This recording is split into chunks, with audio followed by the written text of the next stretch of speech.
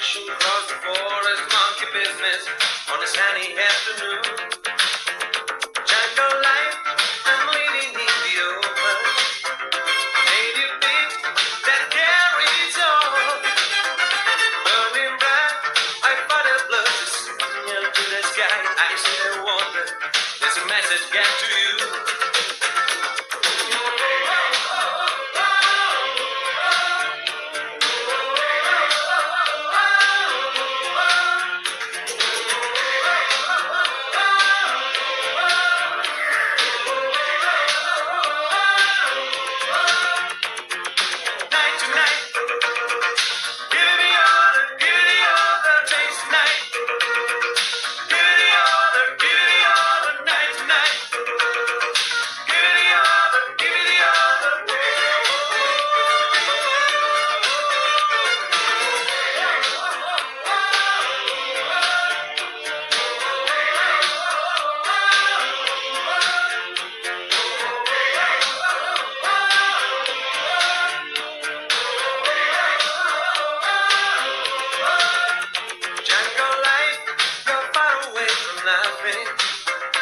It's alright, you won't be sold. Take a chance, leave everything behind you. Come and join me, won't be sorry. It's easy to survive. Jungle life, we're living in the open. All alone, like Tarzan boy.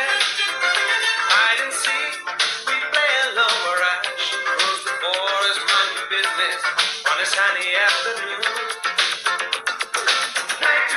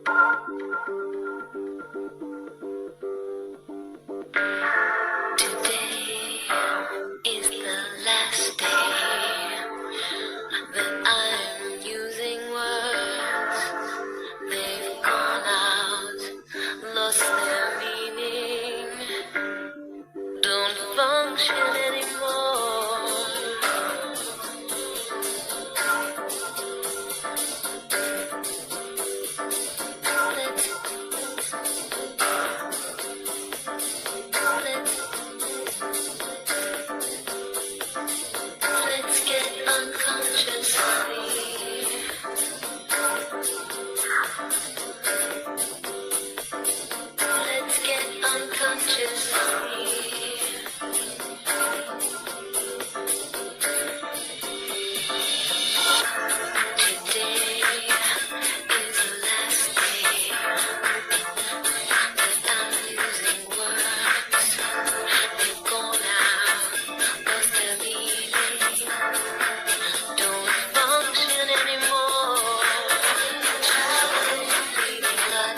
and reason to the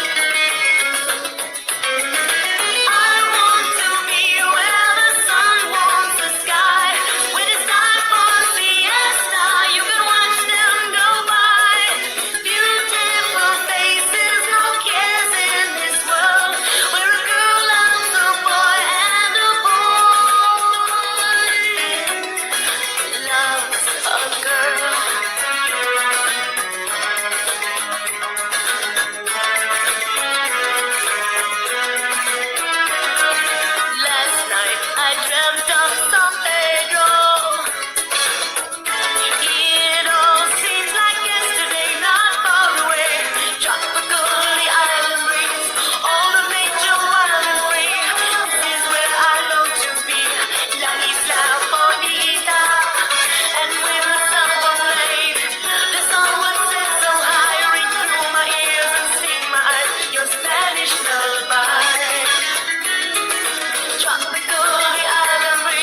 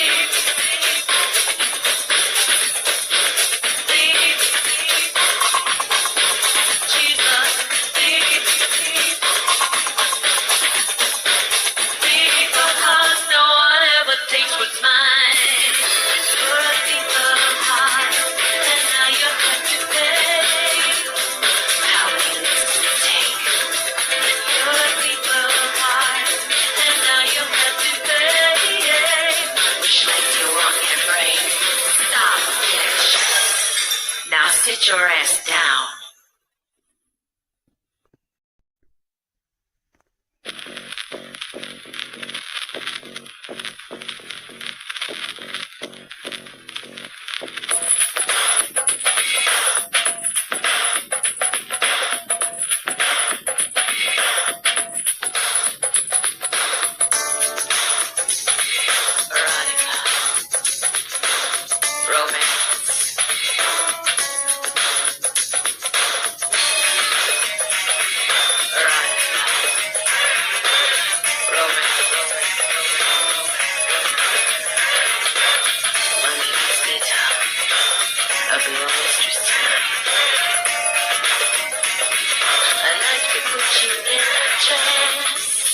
If I take you from behind, push myself into your mind when you least expect it, or you try to reject it. If I'm in charge, and I treat you like a child, will you let yourself go wild? Let my mouth go where it wants to. Give it up, do as I say.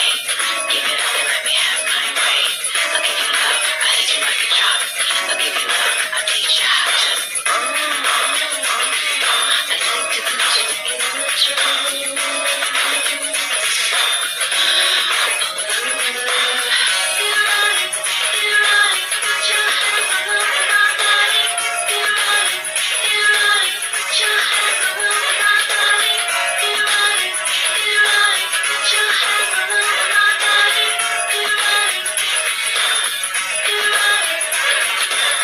Once you put your hand in the play, you can never be the same. There's a certain satisfaction in the look of pain. I can see you understand me. Tell me you're insane. If you're afraid of the lies above, I only think the ones I love. Give it up, do as I say. Give it up and let me have my way. I'll give you love, I'll hit you like a drop. I'll give you love, I'll teach you how to.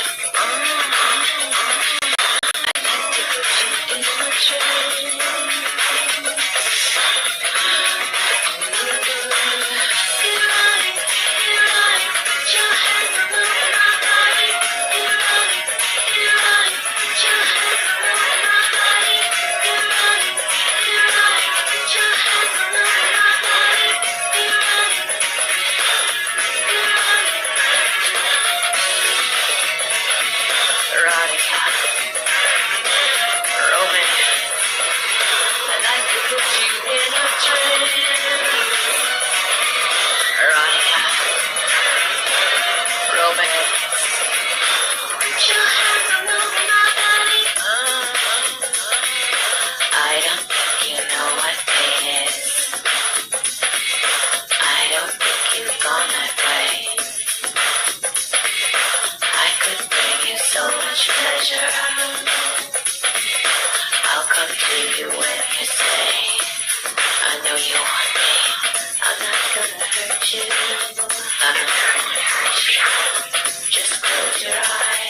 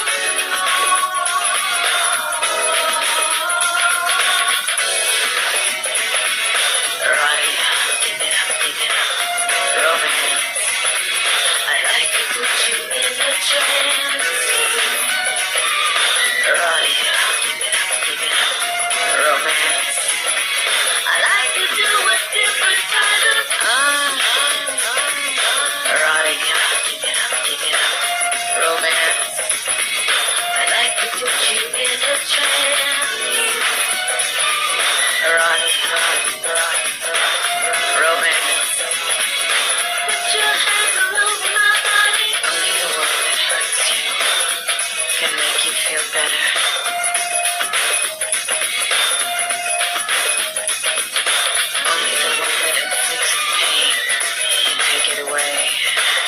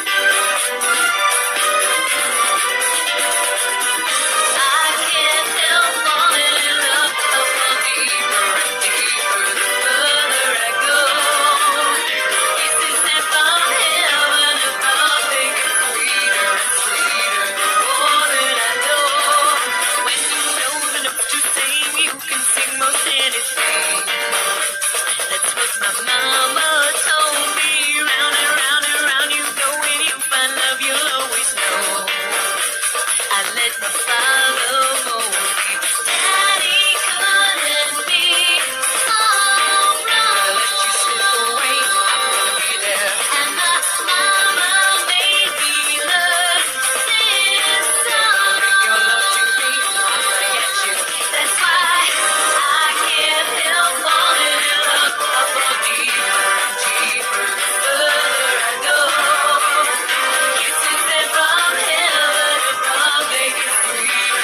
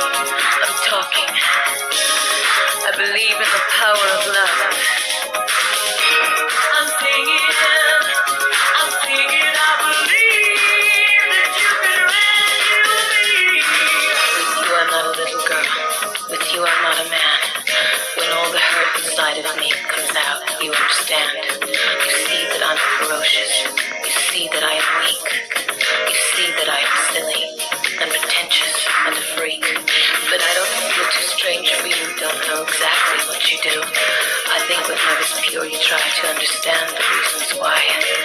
And I prefer this mystery. It cancels out my misery and gives me hope that there could be a person that loves me. Rescue me, your love has given me hope. Rescue me, I'm drowning, baby, so much wrong. You are not a fascist, can't play you like a toy. And when I need to dominate, you're not my little boy. You see that I am hungry for a life of understanding, and you forgive my angry little heart when she's demanding. You bring me to my knees while I'm scratching out the eyes of a world I want to conquer and deliver and despise. And right while I am kneeling there, I suddenly begin to care and understand that there could be a person that loves me. Rescue me. Your love has given me hope. Rescue me. I'm drowning, baby, so what's wrong? It's understanding, it's hard to believe. I can feel it, so demanding. I'm still getting out, and there's nowhere. Stop me from drowning, baby, I'll do the rest. Rescue me. Your love has given me hope. Rescue me. I'm drowning, baby, so what's wrong? Your love has given me hope. I'm drowning, baby, so what's wrong? Love is understanding.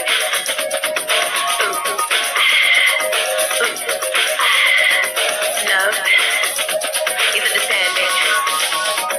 Love is understanding. It's hard to believe. Like it's me, so demanding. I'm standing out, and there's nowhere. Rescue me, rescue me. It's not my business to decide how good you are for me, how valuable you are, and what the world can see. Only that you try to understand me and have the courage to love me for me. I believe that you can rescue me. I believe that you can rescue me. I'm saying I believe that you can rescue me. I'm saying I believe that you can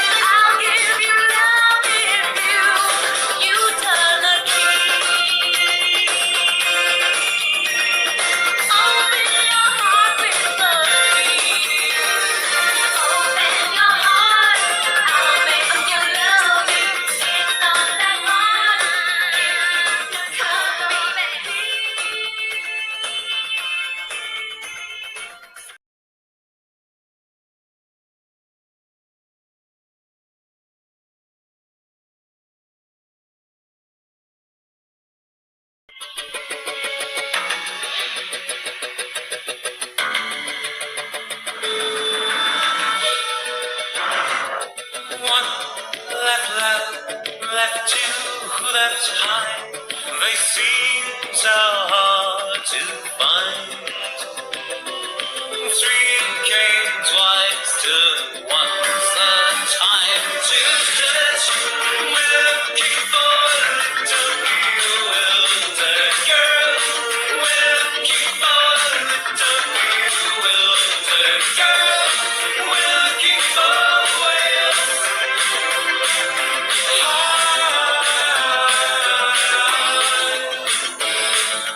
Restlessness is in our genes. Time won't wear it off.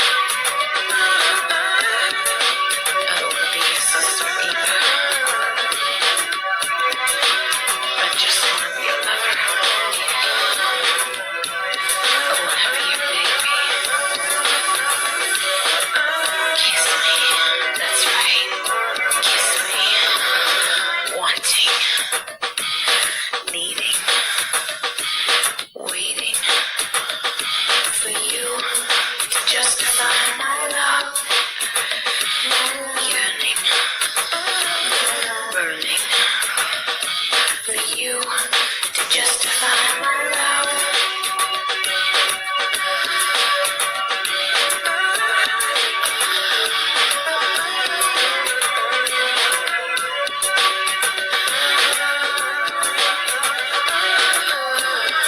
What are you gonna do?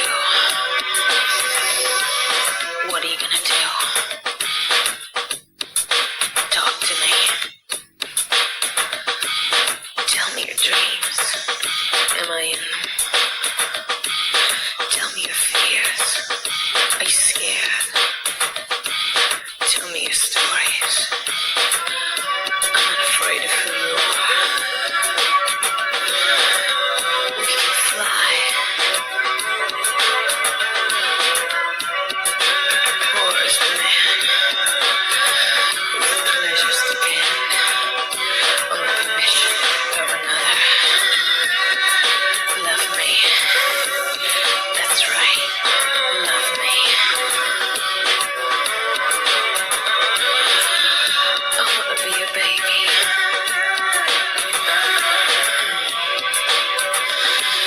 Yeah.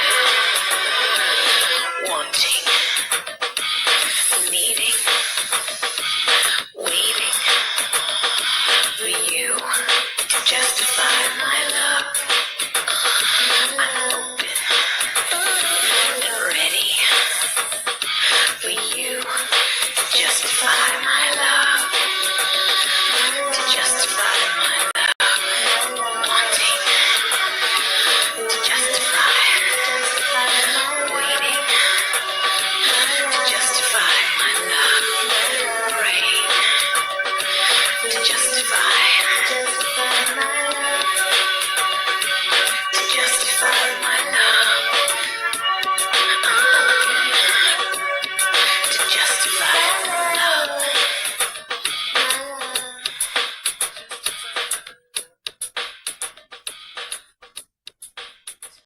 Disarray. It's been evident for weeks that the Prime Minister's deal.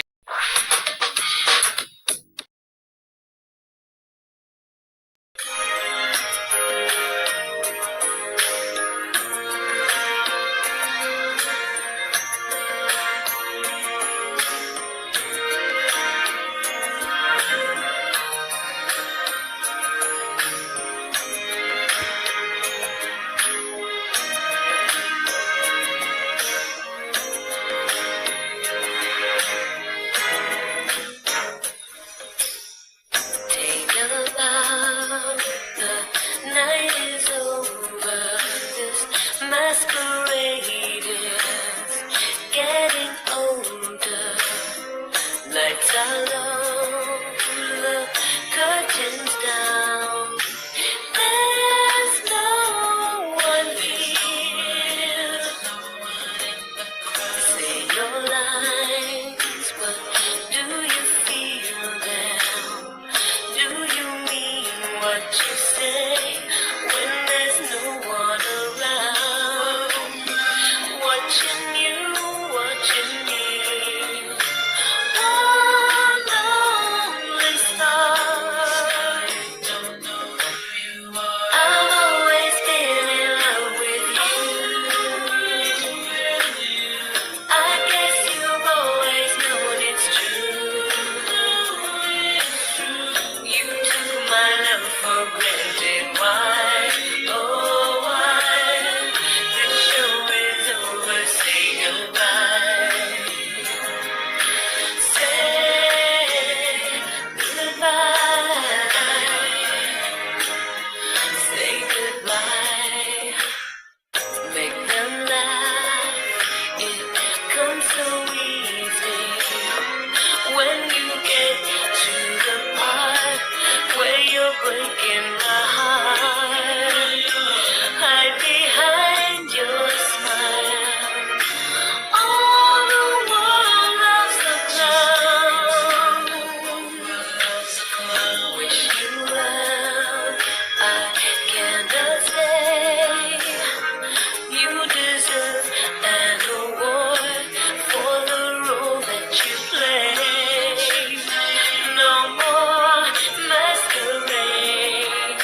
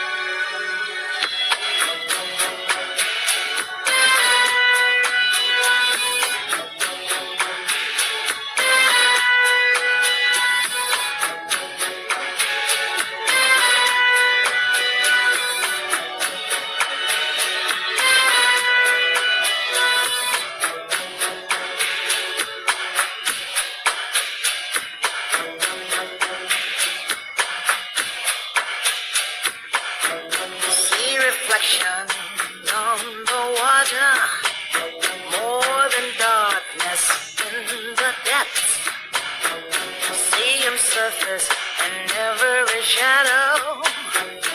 On the wind I feel his breath. Golden eye, I found his weakness. Golden eye, you do what I please. Golden eye, no time for sweetness, but a bitter kiss will bring him to his knees. You'll never know how I watched you from the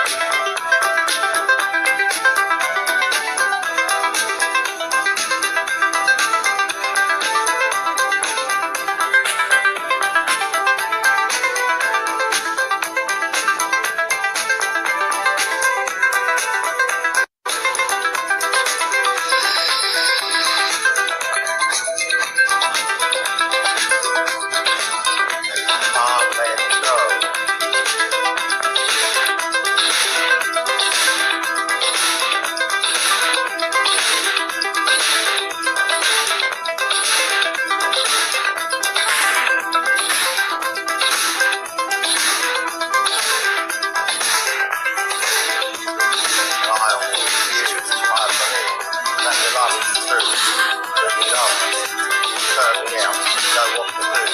This is really blowing my mind. Thank you guys all the time.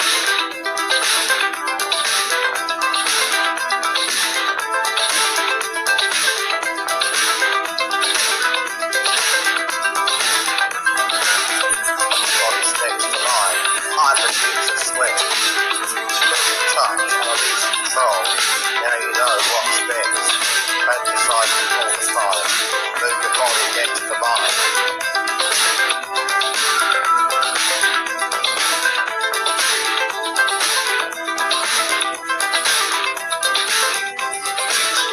I need your love. I need your love. I need your love.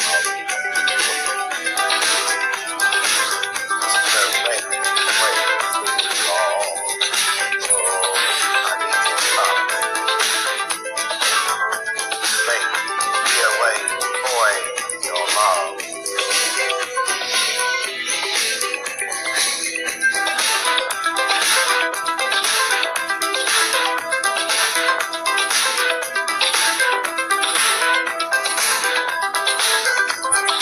Oh, man.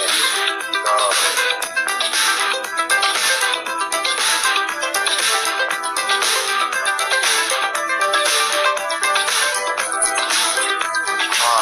Let's go.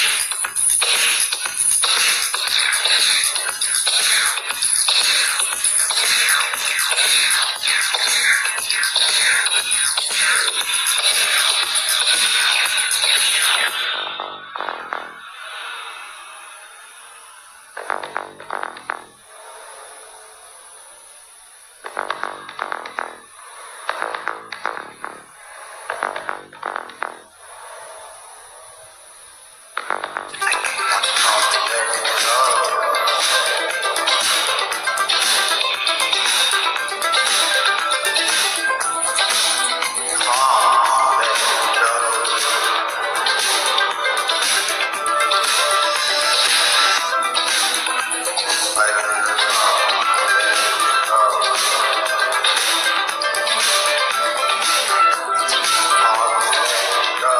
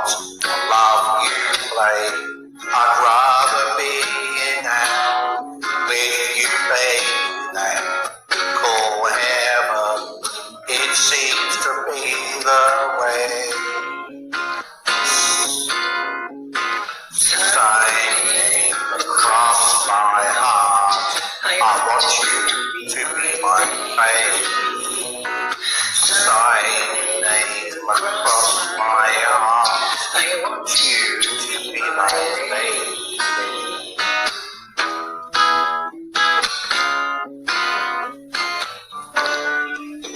Birds never look into the sun before the day is gone. Oh, the night shines brighter on a peaceful day.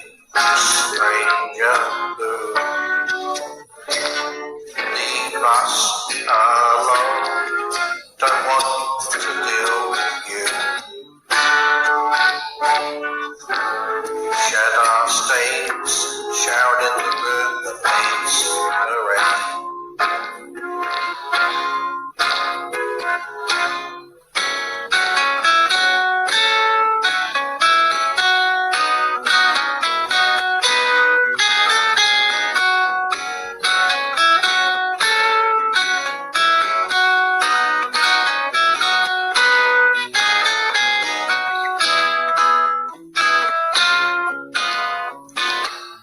All alone with you makes the butterflies in me arise.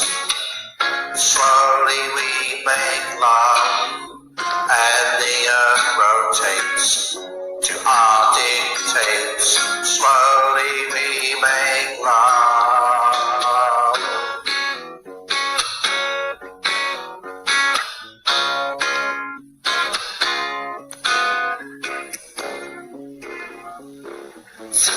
Your name crossed my heart.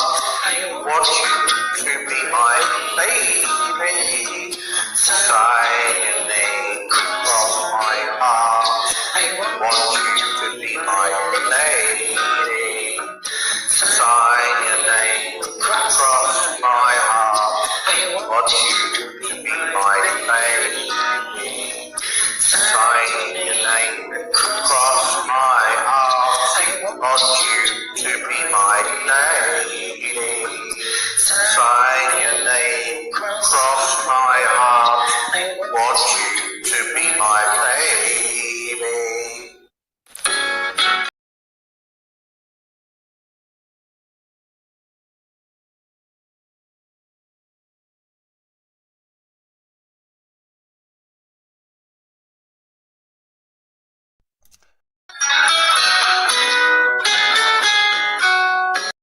Famous Taurus female celebrities.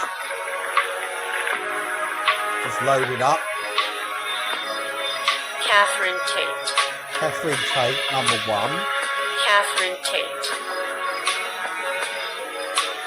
Lindsay Shaw.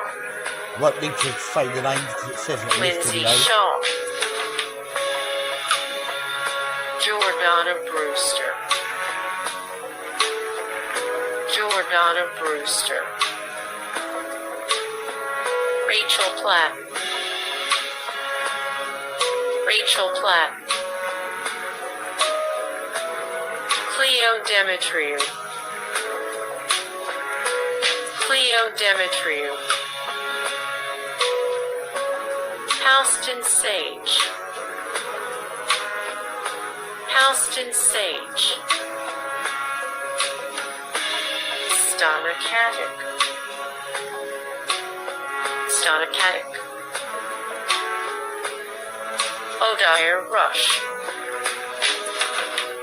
Odair Rush. Anushka Sharma. Anushka Sharma. Jenna Coleman. Jenna Coleman.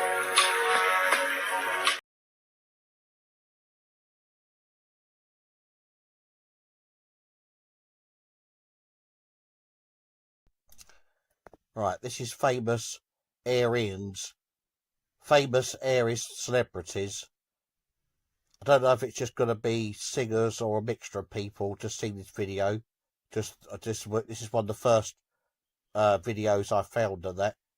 Because I'm going to be doing themes on different birth signs and different nights for my live streams, and also other topics as well, which I haven't decided yet on the other topics, exactly what topics I'm going to choose, and also to what degree you know, to an extent, you know, I cover like mostly at least like one or a couple of topics. Right, the first famous areas here is Billie Holiday. Then the next one I can't be a minute, just bear with the time of the video. So they're a bit slow, or they either go the other degree and then they rush through information on videos. Right, without further ado. Number 2, Muddy Waters. These are famous areas. Aretha Franklin, number 3. Next one, Marvin Gaye. Next person, Elton John. Next, Diana Ross. I knew some of these ones before. Chaka Khan. Eric Clapton. Steven Tyler. Steve Howe. Angus Young. Mariah Carey. Reba McEntire. Merle Haggard. Loretta Lynn. Tracy Chapman. Joss Stone. Laura Jones.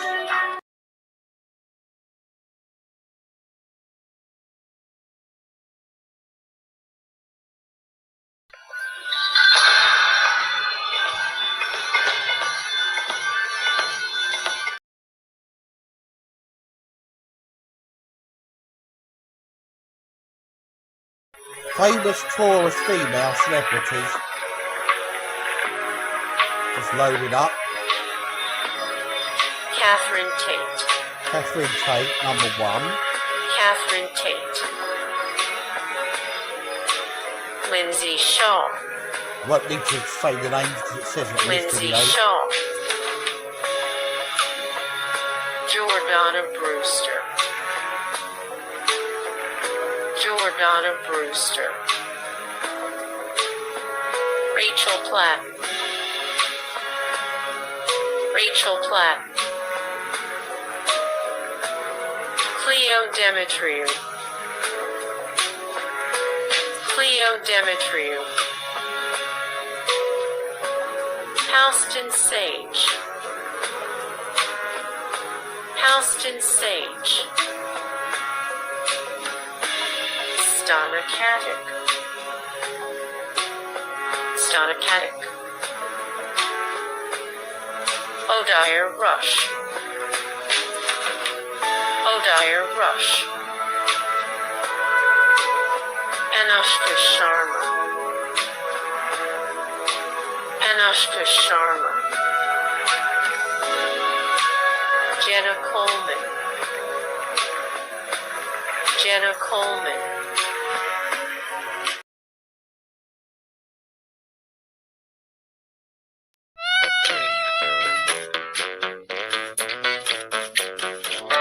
Famous Virgos, everyone. Number 1, Michael Jackson. Hi Rick, Number mate. 2, Beyonce. Hope you're doing good. Amy Big up to Winehouse, Life Up Raw. number Put 3. your link in the chat earlier. Faith Hill. Everybody, if you haven't already, please sub to Rick, the Life Up Raw channel. Big up Rick, mate. Lovely to see you, my friend. I'll put the link out another time and you pop up. Just did a few brandies earlier. Got the confidence to do the more singing. A few brandies and a few wine. Hank Williams. B&B King. Roger Waters. Patsy Cline. Keith Flint. Chrissy Hines. Keith Moon, Barry White, Jennifer Hudson, Jimmy Rogers, Elvis Costello, Harry Connick Jr., Leonard Cohen.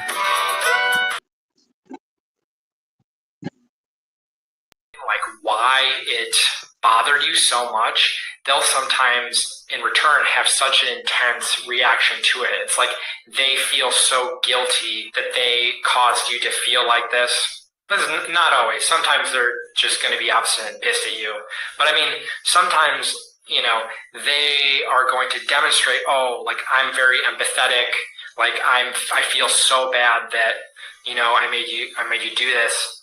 But it almost like brings the lens back onto them. It becomes like less like them able to really like acknowledge it and own it and say, I'm sorry. And it's more like, oh, I feel so, you know, it's a little bit more of an it's mostly unconscious way for them to kind of make it about them. And that is always sort of like the stereotypical shadow side of Aries, is sometimes they do have a little bit of an innate selfishness, and it's connected to what makes them so great and spontaneous and fun and childlike and all those things. But sometimes on more complex emotional issues, it's very hard for them to approach it objectively and without putting their ego in front of it.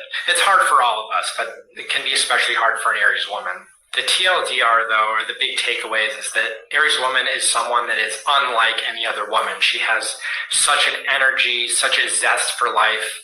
She's so passionate about the things that she's passionate about, and she takes that Martian strength, right, that Martian power, and applies it towards the things that she cares about. So when she truly loves you and when she's like truly committed to you, it is like in some level, there's some scorpionic traits there. There's some loyalty there. She will like pick up a sword and wield a sword to defend you or to defend the relationship if she truly feels it's aligned with who she is.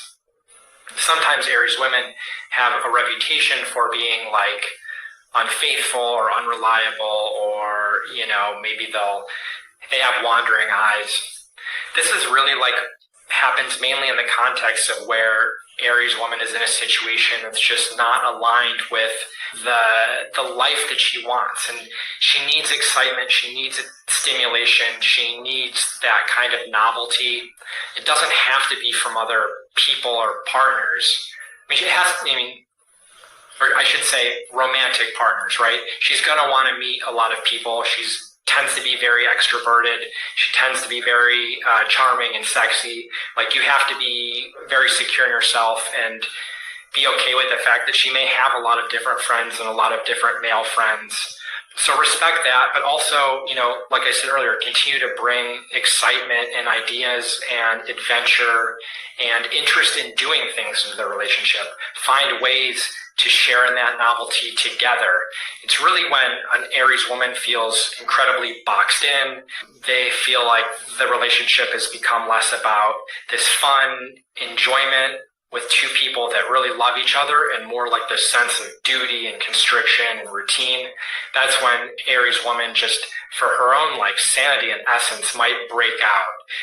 And if she feels that she can't like get through to you anymore, or that you won't really understand, or maybe if you've been kind of pressuring her or trying to control her, that's when you're going to see the Aries woman break out, right? And like I said, Aries is ruled by Mars, and if they decide they want to break out, they will. But it's not something you should really like worry about. Take care of her needs, make her happy. She will in turn be a very loyal lover, someone that's going to bring a lot of life and love to your life. But that's all for now. Thanks for watching. They are best suited for someone who doesn't mind relaxing and staying in a few nights a week, while still catering to their creativity and physicality. A Cancer is an amazing match for a Taurus, because they will relate to a Taurian's need for security and deep, serious relationships. A Cancer is also an empath, who is compassionate, so they will appreciate and love a Taurus sensitivity and need for emotionality. Taurus compatibility chart. Taurus and Aries compatibility. An Aries will be annoyed that homebody Taurus likes to relax more than adventure out into the world, and the Taurus will be annoyed that they aren't in control of the relationship. These two have both different values and different personalities, so it's hard for them to get too close and feel like they have a real connection. Taurus and Taurus compatibility. More than most other signs, Taurus values are very important to them. Having someone with the same values, loyalty, consistency, comfort, already starts this relationship off on a good foot. These two people know how to take care of each other. And they have a super solid foundation knowing how trustworthy the person they love is.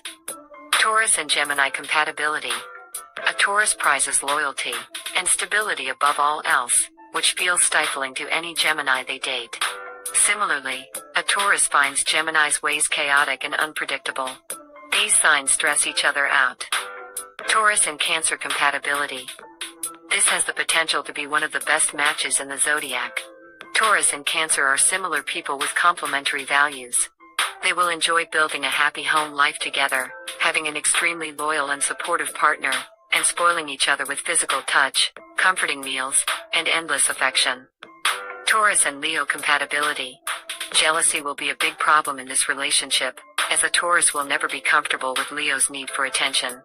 The Taurus will never feel like they are able to relax, and the Leo will feel like they are constantly walking on eggshells. Taurus and Virgo compatibility. What most people describe as boring, this couple will describe as ideal. They are on the same page about many things in life, from finances to where they want to be in 5 years. They will support each other and make each other feel fully confident in the relationship. Taurus and Libra compatibility. There's a lot of potential for jealousy in this relationship, but it can work if the Libra babies the Taurus a big, and always makes it known that they are their number one priority. Initially, the Taurus will think the Libra is too flashy, but as soon as they are exposed to their softer side, they will be won over. Similarly, the Libra will love the sturdy foundation the Taurus provides. Taurus and Scorpio compatibility. This is arguably the worst combination of any two signs. This pair just seems to bring out the absolute worst in each other. Like a tornado coming into each other's lives, and just ruining everything about the other person. There are some people who just shouldn't be together, and this duo is toxic. Taurus and Sagittarius compatibility. These signs make great friends, as they can appreciate fun and indulgence together, but they don't often make great couples. People born under Taurus tend to want to settle down, while Sagittarians tend to want to drift around. They aren't naturally suited to complement each other. Taurus and Capricorn compatibility. Taurus and Capricorn are natural allies. They both love to indulge in the finer things in life, are ambitious, and like to show off a little bit. They fit together well and can be a very happy power couple. Taurus and Aquarius compatibility. This is an unlikely pairing of people who see the world very differently. Aquarians' wacky ideas can feel exhausting for the Taurus, while the Taurus can feel too boring for the Aquarius. Taurus and Pisces compatibility. This is a wonderful match, pairing a dreamer, Pisces, with a realist, Taurus. They both prefer a laid-back lifestyle, and know the other person needs to be supported and loved. They will have one of the happiest home lives, and be a couple with an unshakable bond. How to attract a Taurus. To attract a Taurus, you simply just have to do something thoughtful for them. Pay attention to their needs, emotional and physical. Show them that you are also an empath. When a Taurus sees how kind and compassionate you are, they melt, and they often open up and start to reciprocate that kindness. When you prove to them just how thoughtful you are, they trust you more and see you as a suitable mate that will.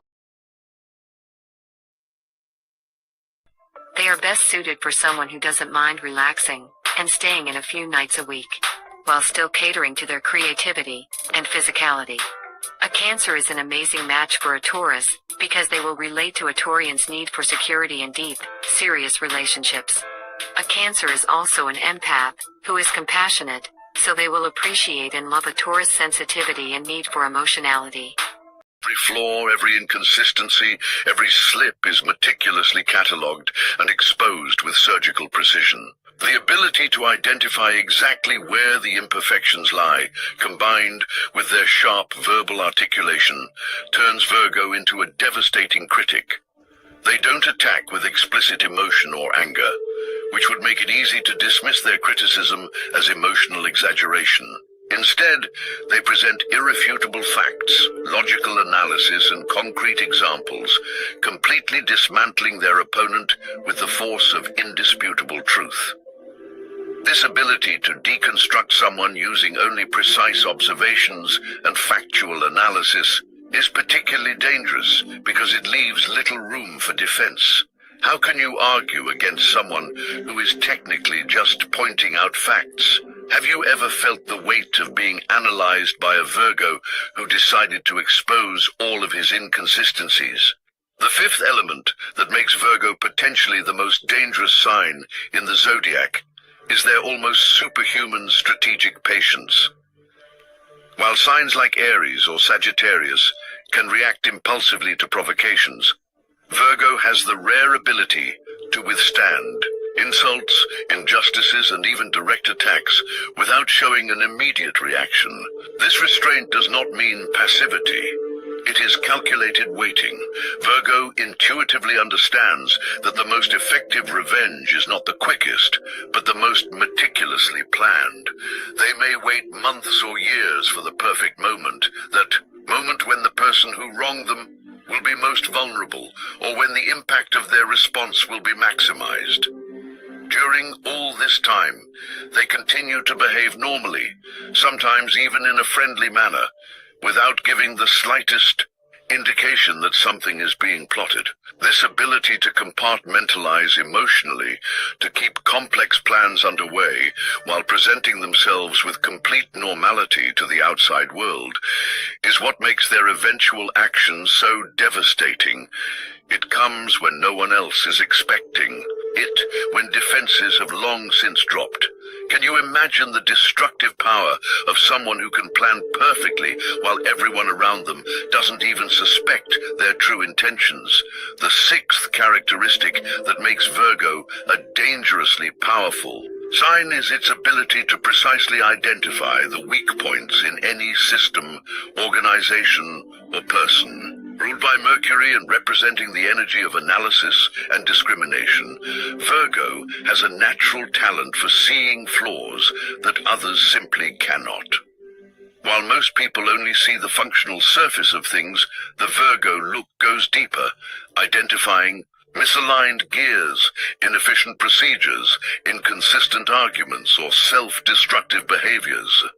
This skill, when applied constructively, makes Virgo an extraordinary problem solver, one who can fix what no one else can. However, when this same capacity is directed with negative intent, it becomes a relentless tool of systematic destruction. A Virgo who has decided to sabotage a system does not attack randomly. He precisely identifies the point of critical failure, that small element whose dysfunction will cause the collapse of the entire structure. It's like the architect who, knowing perfectly each pillar of the building, knows exactly which one to remove to cause a collapse that will appear accidental to the untrained eye. Have you noticed how Virgos can identify exactly where the problem is in situations that seem chaotic to everyone else? Virgo's seventh and perhaps most dangerous quality is its capacity for controlled self-transformation.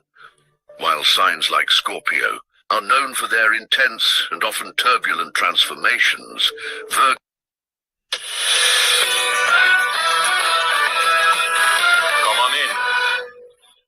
possesses the rare ability to completely recalibrate their approach, methods, and even apparent personality without ever losing their center or ultimate goal.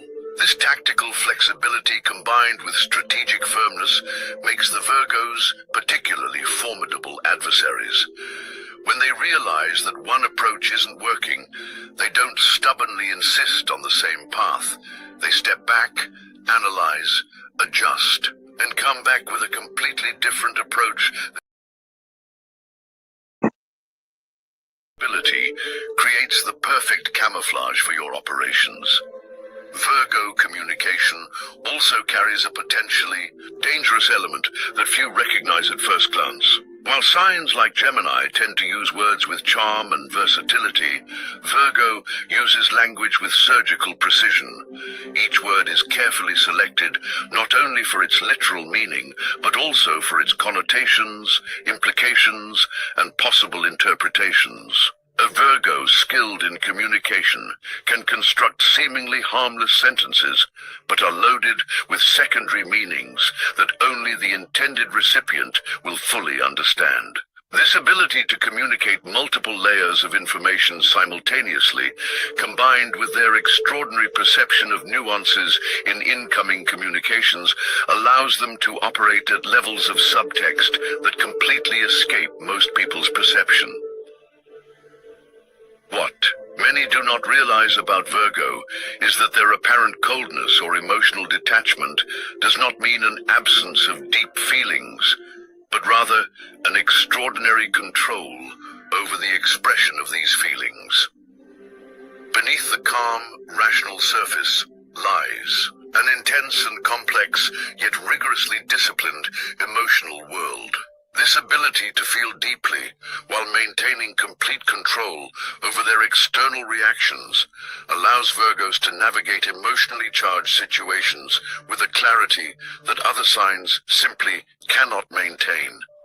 When everyone around them is reacting emotionally, losing perspective or making impulsive decisions, Virgo remains centered, observing everything and identifying strategic opportunities that only become visible in moments of chaos. A relationship with a Virgo can be simultaneously the safest and most dangerous experience of the zodiac, depending on where you position yourself in your life. When you truly gain the trust and loyalty of a Virgo, you have someone at your side who will use all their extraordinary abilities to protect your interests, perfect your projects, and guarantee your well-being. They anticipate problems before you even notice them, create systems that make your life easier, and use their critical eye to help you avoid pitfalls and failures. However, if you betray that trust, lie, or manipulate a Virgo, you will face the same set of skills turned against you with equal effectiveness. The impeccable memory that once recorded everything you needed will now catalogue every inconsistency in your words. The detailed analysis that once solved your problems will now identify your vulnerabilities. The strategic patience that once supported your long-term projects will now wait for the perfect moment to expose your flaws when you are most vulnerable. What makes Virgo truly dangerous is not an inclination toward evil, but their extraordinary efficiency in whatever direction they choose to go. If a Scorpio is feared for their emotional intensity and capacity for profound transformation, Virgo should be equally respected for their analytical precision and systematic efficiency. While other signs can be more explosive or intimidating in their expression of power, Virgo represents a different kind of strength, methodical, patient, and relentlessly effective. For those who live or work with Virgos, knowledge of these characteristics should not serve as a reason for fear, but as an invitation to a deeper appreciation of the complexity of this sign. The same person who can dismantle entire systems when provoked can also be the most dedicated and effective ally when treated with honesty and respect. The mercurial duality that defines Virgo, the ability to discern, separate, analyze, and reconstruct, is simultaneously its greatest danger and its most valuable gift to the world. If this video resonated with you, whether because you recognize these characteristics in yourself as a Virgo, or because you finally better understood someone important in your life born under this sign, share your experience in the comments. What aspects of this analysis surprised you most? Have you ever witnessed Virgo's powerful and potentially dangerous side in action? Or perhaps you have experienced the extraordinary power of healing and positive transformation that Virgos can bring when they direct their abilities for good. Subscribe to the channel for equally in-depth analysis of other zodiac signs. Elected as Prime Minister on Thursday. I warn you. I warn you that you will have pain when healing and relief depend upon payment. I warn you that you will have ignorance when talents are untended and wits are wasted when learning is a privilege and not a right.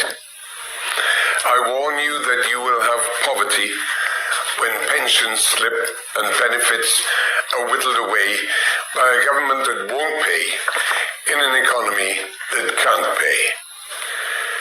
I warn you that you will be cold when fuel charges are used as a tax system that the rich don't notice and the poor can't afford.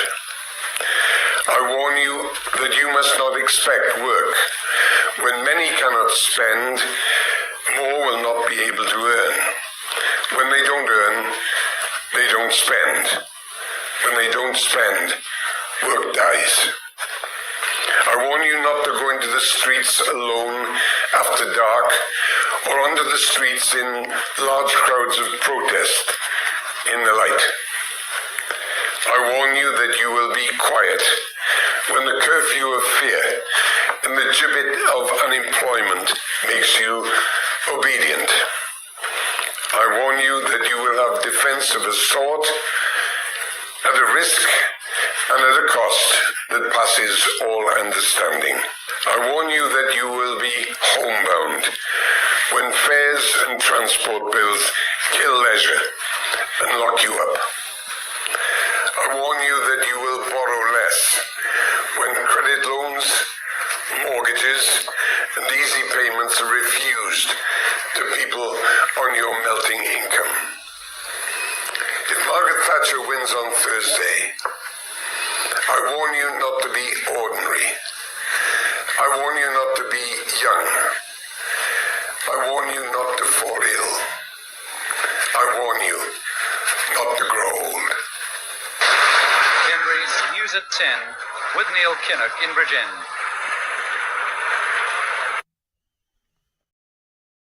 Disarray. It's been evident for weeks that the Prime Minister's deal did not have the confidence of this House.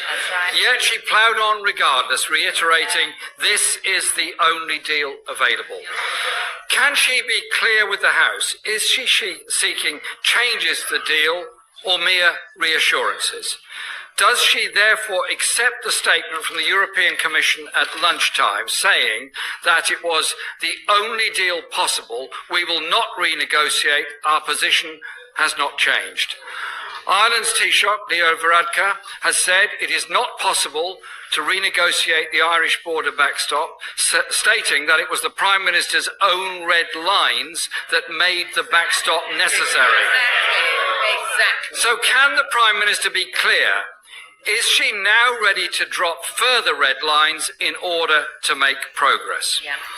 Mr. Speaker, can the Prime Minister confirm that the deal presented to this House is not off the table, but will be represented with a few assurances?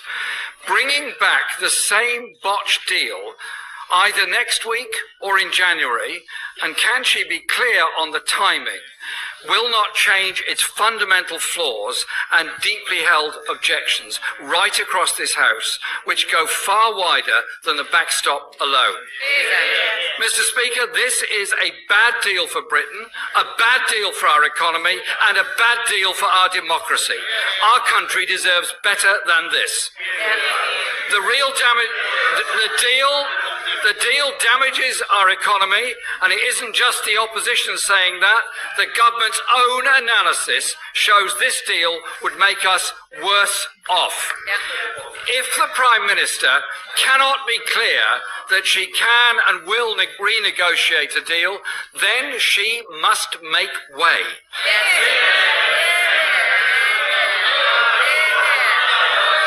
And if she is, and Mr. Mr. Speaker, if she is going back to Brussels, then she needs to build a consensus in this House. And since it appears business has changed for the next 2 days, then it seems not only possible but necessary that this House debates the negotiating mandate that the Prime Minister takes to Brussels. There is no point at all in this Prime Minister bringing back the same deal again, which clearly does not support is not supported by this House. Mr. Speaker, we've endured 2 years of shambolic negotiations, red lines which have been boldly announced then cast aside. We're now on our third Brexit secretary, and it appears each one of them has been excluded from these vital negotiations. We were promised a precise and substantive document and got a vague 26-page wish list, and they've become the first government ever in British history to be held in contempt of Parliament. The government is in disarray. Uncertainty is building for business. People are in despair at the state of these failed negotiations and concerned about what it means about their jobs, their livelihood and their communities. And the fault for that lies solely at the door of this shambolic government.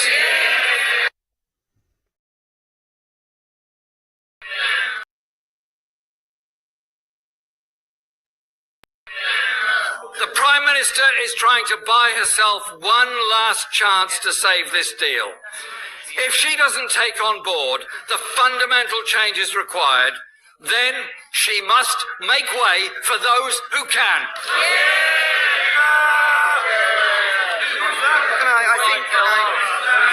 If I can respond fairly briefly to the Right Honourable Gentleman. The Right Honourable Gentleman appeared to argue, on one hand, that it wasn't possible to change the deal because the EU had said this was the only deal, and on the other hand, that the only thing he would accept was the deal being renegotiated.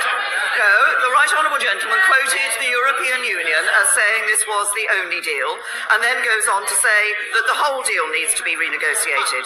This is the fundamental question that members of this House have to ask themselves is whether they wish to deliver Brexit and honour the result of the referendum. If you wish to all the analysis shows that if you wish to deliver Brexit, if you wish to honour the result of the referendum, then the deal that does that, that best protects jobs and our economy, is the deal that is on that the government has put forward. That everybody will have his or her chance, but the questions have been put and the answers must similarly be heard. The Prime Minister. That is the fundamental question for members of this House. To deliver on and honour the result of the referendum, but to do it in a way that protects jobs and our economy, and that is what this deal does.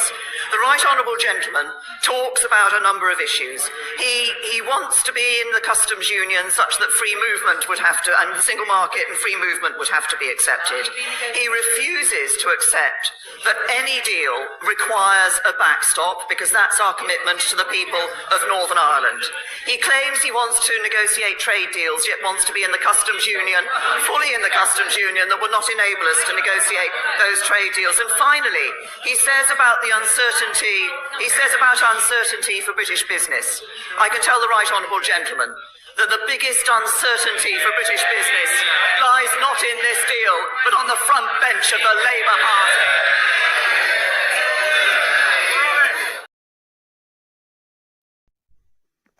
The world is in the midst of an arms race. Last year, according to the Stockholm Institute, $2.7 trillion was spent on arms, a 9% increase on the previous year.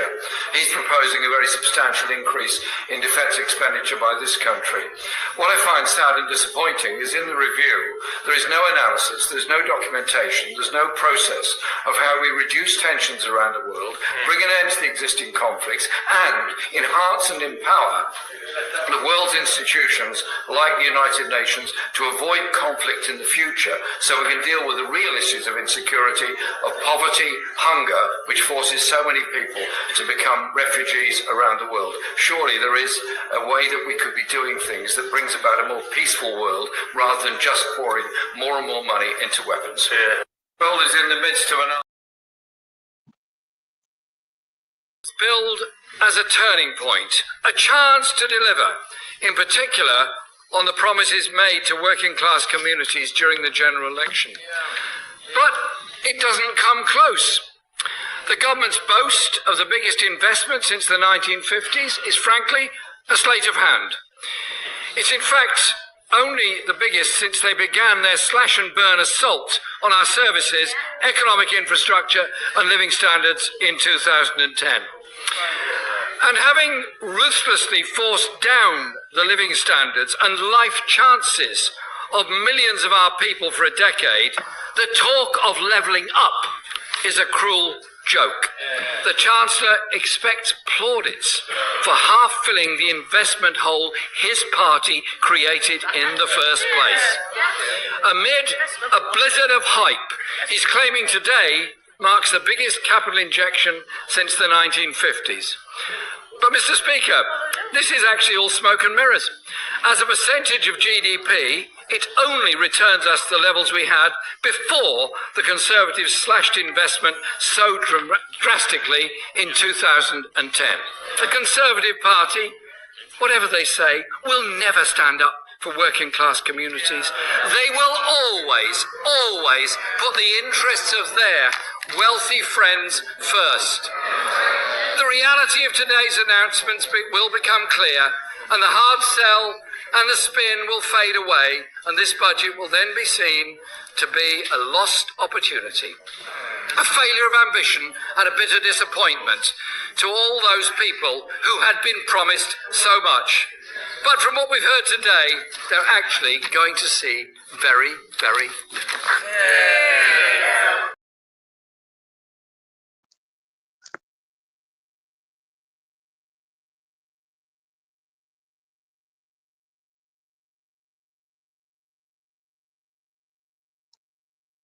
Fascinating world of astrology to uncover the 10 Fascinating world of astrology to uncover the 10 worst traits often associated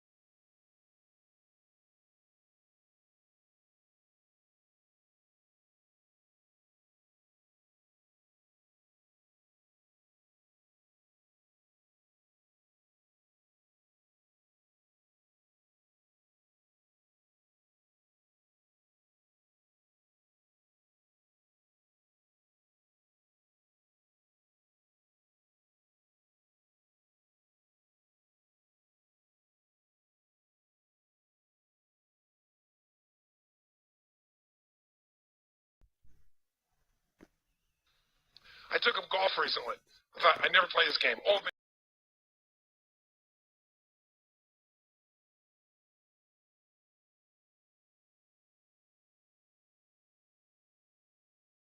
College training. But I met a high school teacher who one day changed my life. I was waiting on another. I took up golf recently. I thought I'd never play this game. Old man's game, never do it. But my kids play, so I want to play with them. So I go out, and I do really well. I go out on this one day, and I out-power by my instructor. I'm feeling really proud. The next day, I'm not feeling so proud. I keep putting the ball in the water again. I'm so frustrated. Put down another one. Put down another one. I don't care. I don't care what my score is. Let's do it. And finally, I was getting frustrated. He's going things like, ain't it a bitch? This is golf. And I'm going, bull. I said, you're a terrible instructor. I said, because I should at least be consistent at whatever shitty level I can achieve. I said, I know I'm not Tiger Woods, but I should be able to be consistent, and you're just telling me that it's difficult. Telling me it's difficult is not helping. Tell me what to do. He said, well, actually, you're only a little bit off. I said, could have fooled me. He said, no, you're about a millimeter or two off. I said, you're joking. He said, no, watch this. He said, I didn't teach you this yet. He said, when you approach the ball like this, he said, if you change the angle that you're attacking, it's just 1 or 2 millimeters. In the very beginning, do you see how that changes the arc? This one, instead of being on the green, by 1 millimeter, now you're in the water. 1 millimeter over here, you're in the sand. He said, and also you're hitting the ground by 1 millimeter sometimes. You're not stroking it, just 1 millimeter. I thought, what a great belief system that when all hell's breaking loose and nothing's working, that you're only 1 millimeter off. Because most people think it's impossible, so they give up. Isn't that true? And in real life, it's true. So 2 days later, I'm going to see one of my clients. I do a lot of coaching, and I have a man who's the top plastic surgeon in the world. He's going through some tough times in aspects of his life. But this is a guy that gets paid by Sultan of Brunei $1 million to fly over and do 3 people's faces. He is the #1 plastic surgeon in the world. He can make anyone who's ugly look spectacularly beautiful. He showed me pictures of a woman who's 84 years old. He made her look 40 and gorgeous, no exaggeration. But you know what? I'm waiting for him in his office, and he's still in surgery. So he's got a new book he's creating to teach other surgeons around the world. And I'm going through it, and it's got pictures of, the top 100 supposedly most beautiful women in the world's faces. And then men. I wasn't paying attention to that one. I just kept turning the pages, right? But I noticed something. He's got all these measurements. And he has mathematically calculated what it takes to make someone look gorgeous, man or woman. And it's a few millimeters. Interesting.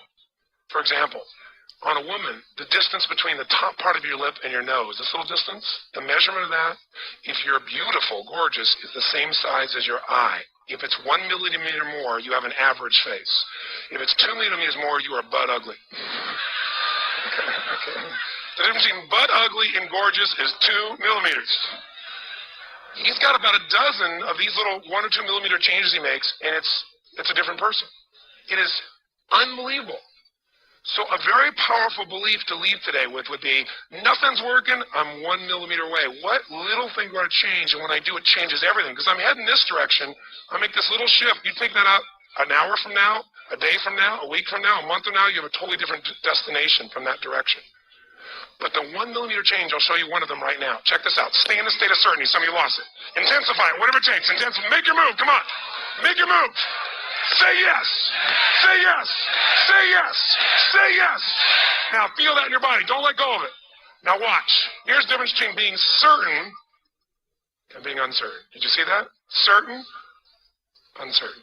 See if you can find that little spot between the two, where you drop just a little bit of your chest, and you feel it drop, and come back up. And drop it. How many can feel that difference between where you really feel it? Now intensify it, and where you dropped it. Is it a tiny difference, yes or no? Yes or no? Now, could you condition yourself to feel great in this state? Yes or no? So what I want you to do is give yourself that opportunity. So the way we're going to do is very simple. We're going to go into peak state. And then we're going to train ourselves. Because guess what? If you're in this state of certainty, and all hell's breaking loose in your life, people can't figure out, you go, move, I'll handle it. People go, he's so lucky, he's so confident. No. Here's what I've created for my life, and anyone I know has succeeded.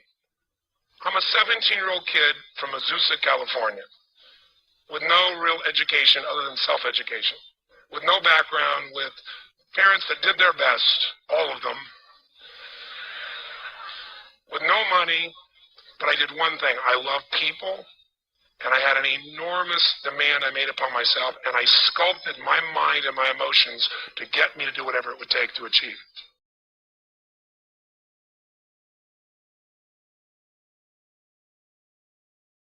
College training. But I met a high school teacher who one day changed my life. I was waiting on another student, and when he came in, he said to me, "Young man, go to the board and write what I'm about to tell you." And I said, I can't do that, sir. He said, "Why not?" I said, "I'm not one of your students." He said, "It doesn't matter. Follow my directions now." I said, "I can't do that, sir." He said, "Why not?" I said, "Because I'm educable mentally retarded." And he came from behind his desk and he looked at me. He said, "Don't ever say that again. Someone's opinion of you does not have to become your reality."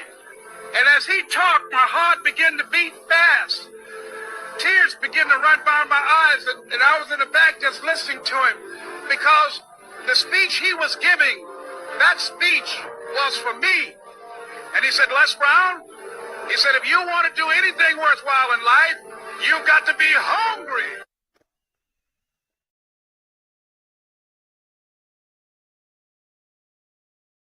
Changing my focus. I did it by putting myself in a peak physiology and using what I call incantations. Can you train yourself to believe something, yes or no? Absolutely. How many have ever made the fatal mistake of going to Disneyland or Disney World, and while you're there made the fatal mistake of going to a ride called It's a Small World After All? What happens for about a week after you're out of that damn place? You're still singing this thing in your head in 24 languages, right? Well, let me tell you something. How many of you have things when you want to go achieve them, and this part of your voice goes, "Oh, it's not going to happen," or "Forget it"? How many got a voice that sometimes interrupts that good pattern? Say, "I." And what you want to do is train a new one. So starting when I was 17, I started doing incantations, not affirmations. Affirmation, you go, "I'm happy, I'm happy, I'm happy, I'm happy, I'm happy." What's the problem? You haven't changed your what? Your what? Physiology. If you don't change your physiology, you won't get anything. So an incantation is not only you speak it, but you embody what you're saying with all the intensity you can. And you do it with enough repetitions that it sticks in your head. Like It's a Small World, now the conversation in your head is always the same, and it gives you what you want. So you use your body and your voice. So 17 years ago, I started doing things. I was working for Jim Rome, this speaker, and I was 17 years old. I had long hair, minestrone soup, acne on my face. And I was trying to call on Bear Stearns type of people and convince them why they should go to this man's seminar and be more successful. I was driving a 1968 Volkswagen that I had earned at $40 a week as a janitor. The only way I did it was park far from the building and then go in, and I love people, and I believe that I put myself in state, and I was able to influence people that were far more successful than I was at the time. I would do something that I still do backstage and have done for 23 years because I don't hope I'm going to be in a good state. I demand it. So I do an incantation using my whole body. I'd say, "I now command my subconscious mind to direct me in helping as many people as possible alive today to better their lives by giving me the strength, the emotion, the persuasion, the humor, the brevity, whatever it takes to show these people and get these people to change their lives now." And I would do that literally driving in my Volkswagen to a meeting in LA on the freeway for 40 minutes. People are looking at me. I'm screaming at the top of my lungs. They're going, "I know he's a serial killer. I know he is." But by the time I entered that room, when two people meet, if there's rapport, the person who's most certain will always influence the other person. And I was totally certain, and they were trying to get revved up to certainty. Do you agree with this? Yes or no? I do another one because I was poor. I changed my mindset. I kept doing things, but I never got beyond it. I'd say God's wealth is circulating in my life. His wealth flows to me in avalanches of abundance. All my needs, desires, and goals are met instantaneously by infinite intelligence, for I'm one with God and God is everything. And I would imagine the abundance of my life, and I would feel so grateful. And a year later, I went from making $38,000 a year to making $1 million a year in 1 year. But successful people do what failures won't. You follow me on this? You know?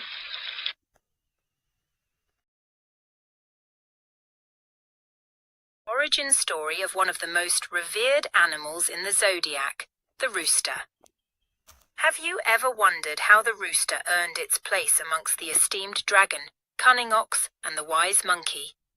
Buckle up, because we're about to embark on a journey filled with cunning, determination, and a sprinkle of trickery. Imagine a time before timekeeping, when the days blurred into one another. The celestial emperor, the ruler of the heavens in Chinese mythology, envisioned a way to bring order to this chaos. He decided to create a grand calendar, but with a twist. Instead of boring numbers and months, he wanted it to be represented by 12 special creatures, each with unique traits that would influence the years they governed. A grand race was announced throughout the land. From the deepest oceans to the highest mountain peaks, creatures of all shapes and sizes gathered, eager to secure their place in this celestial honor. The Jade Emperor, wise as he was, laid down some ground rules. The race would be a test of not just speed, but also wit, resilience, and cunning. Now, according to legend, there was one creature who wasn't officially invited the rooster. Yet, its fiery spirit and unwavering determination wouldn't be quelled. This proud bird, known for its punctuality and sharp crow, believed it had the qualities the Jade Emperor sought. Here's where the story gets interesting. There are two main versions of how the rooster managed to muscle its way into the race. In one version, the rooster, known for its social skills, or perhaps its gift of flattery, convinced the noble horse, a strong contender, to give it a ride on its back. Imagine the scene: the rooster perched precariously on the horse's back, its feathers ruffled by the wind as they thundered towards the finish line. The other tale is a testament to the rooster's sharp mind. Unlike the previous version, this rooster wasn't one to rely on others. It meticulously studied the strengths and weaknesses of the other animals. It observed the speedy rabbit, the powerful ox, and the crafty monkey.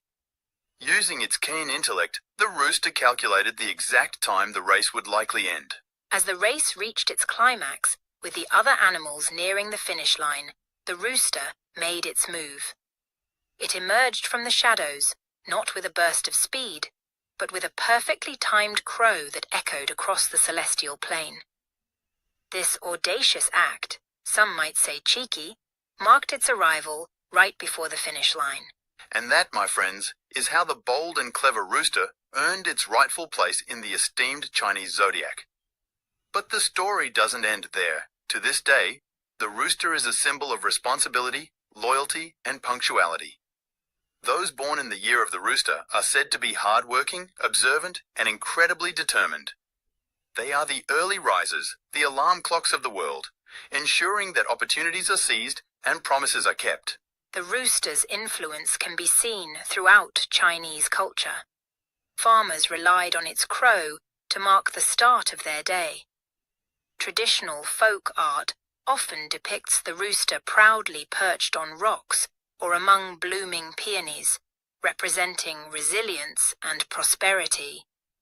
Its vibrant colors and proud spirit are celebrated in festivals and ceremonies. So, I'm curious, are any of you roosters out there? Do you recognize these traits in yourself? Let us know in the comments below.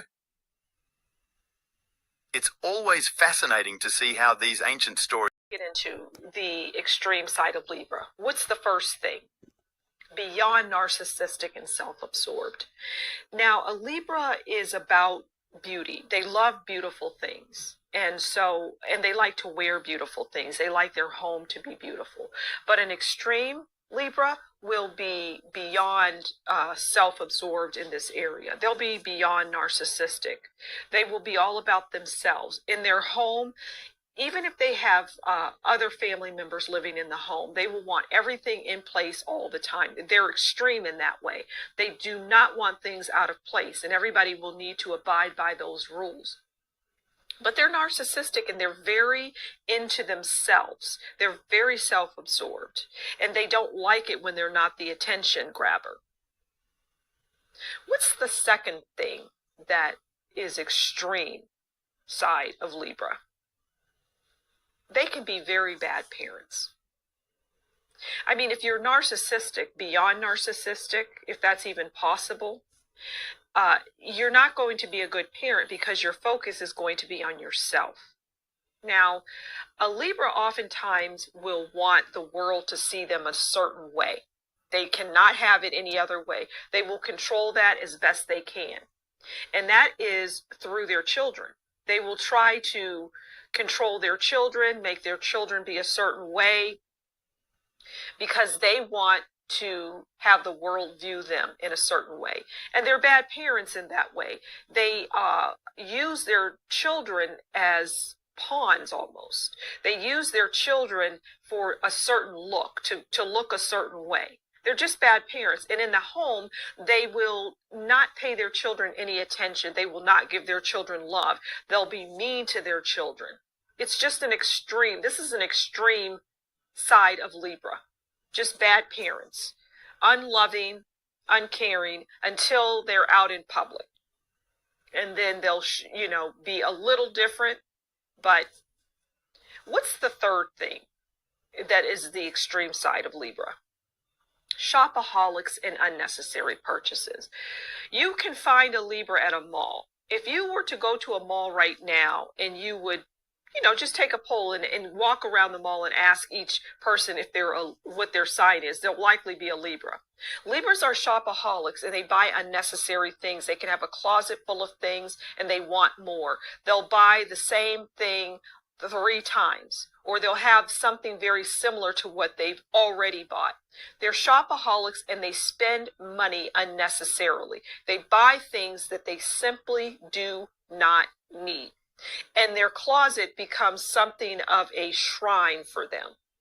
Oh, look at my closet. Look at all of my things. They're shopaholics, and that's anything. It's not just clothes. They buy, buy, buy. So that's the extreme side of Libra. I hope you enjoyed. Please do consider liking, sharing, subscribing. Leave a comment below. And if you like what I do, consider buying me a coffee in the description box below.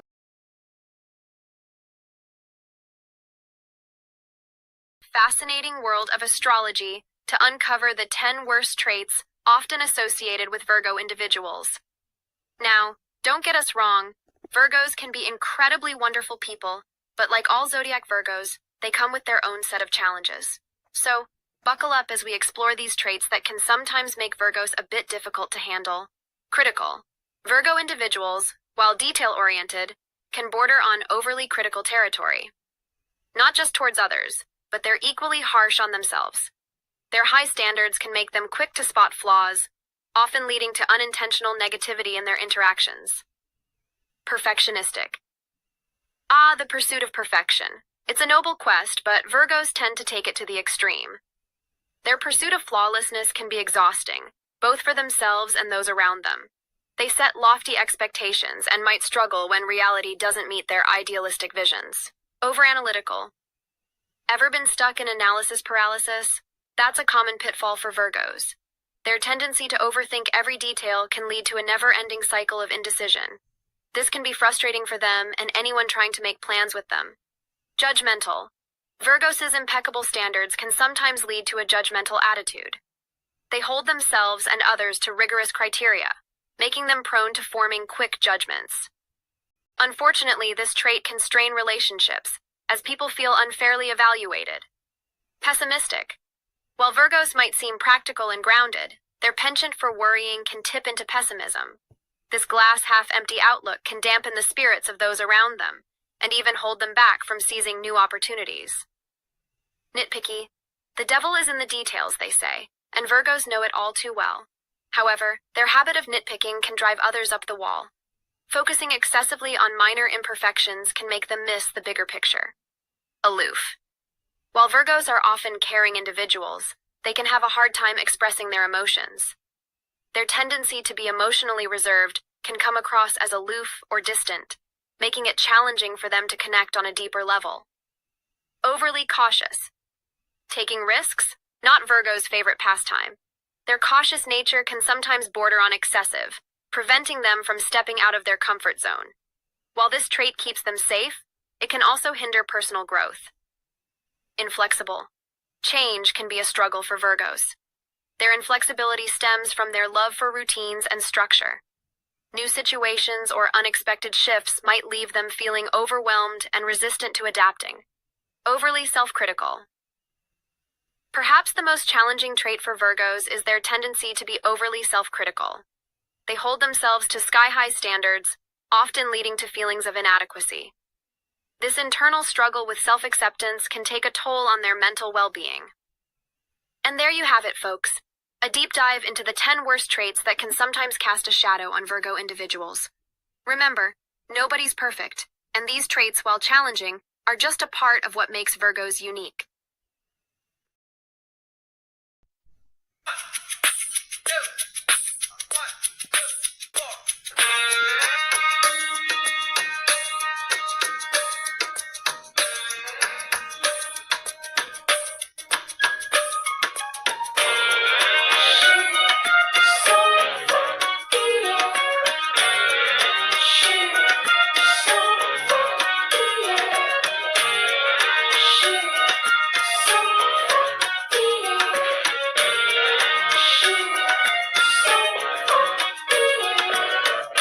Hans plays with Lottie, Lottie plays with Jane, Jane plays with Willie, Willie is happy again.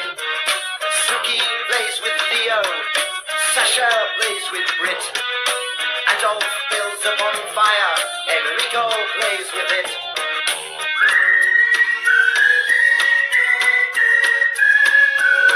Whistling tunes, we hide in the tunes by the seaside.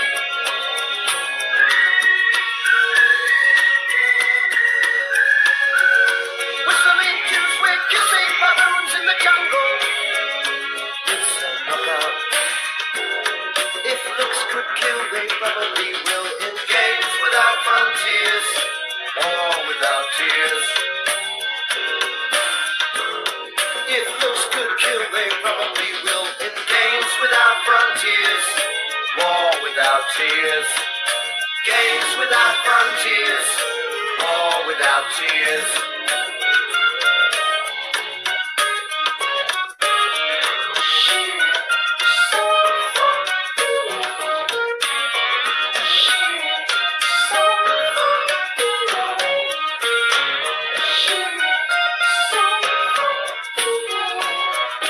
Andre has a red flag, Chiang Shing's is blue. They all have hills to fly them on, except for Lin Taiyu. Dressing up in costumes, playing silly games, hiding out in treetops, shouting out rude names.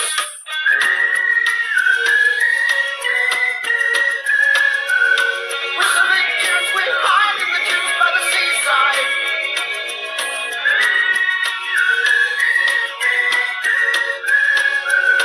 Whistling tunes, we piss on the goons in the jungle. It's a knockout. If looks could kill, they probably will. In games without frontiers, war without tears. If looks could kill, they probably will. In games without frontiers, war without tears. Games without frontiers, war without tears.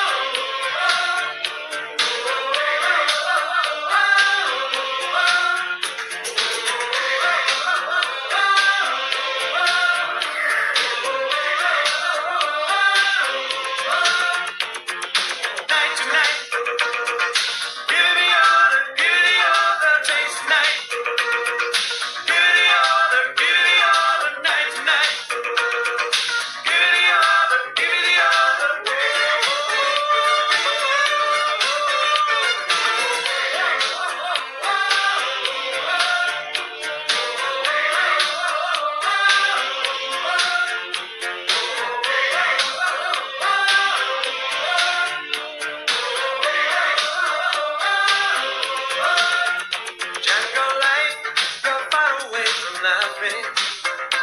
It's alright, you won't be sold. Take a chance, leave everything behind. You come and join me, one sorry. It's easy to survive. Jungle life, we're living in the open. All alone, like Tarzan boy. Hide and seek, we play alone where action rules the forest, monkey business on a sunny afternoon.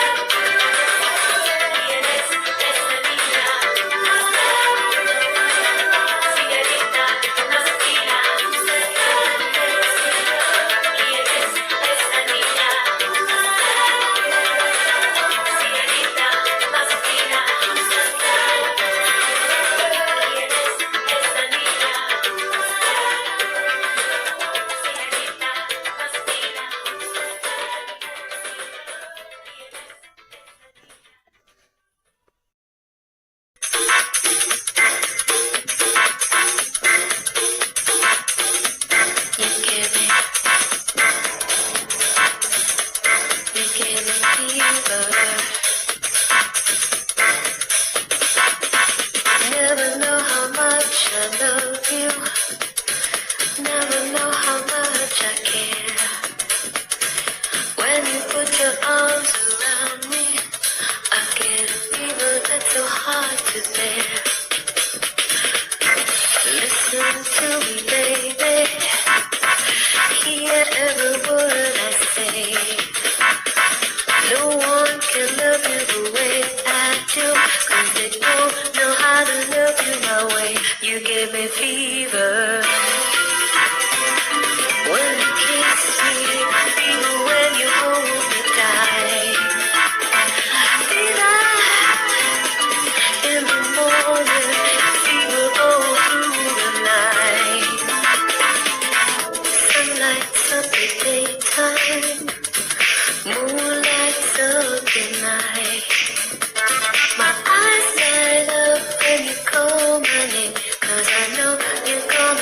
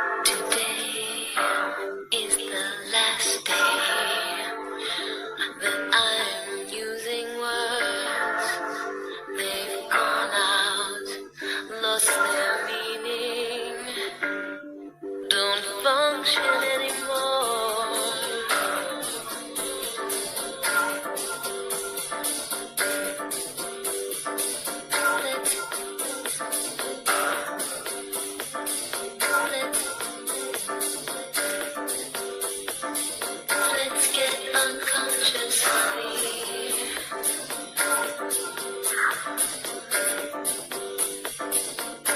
get unconscious.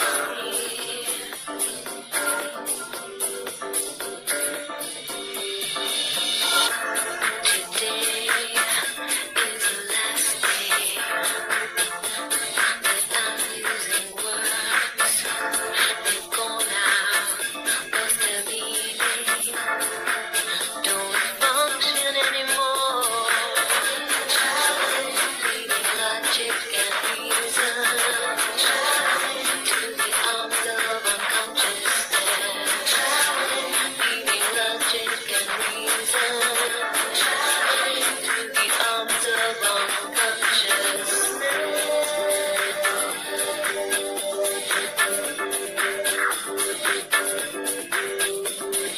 Let's get unconscious, honey. Let's get unconscious. Let's get unconscious, honey. Let's get unconscious. Words are useless, especially sentences.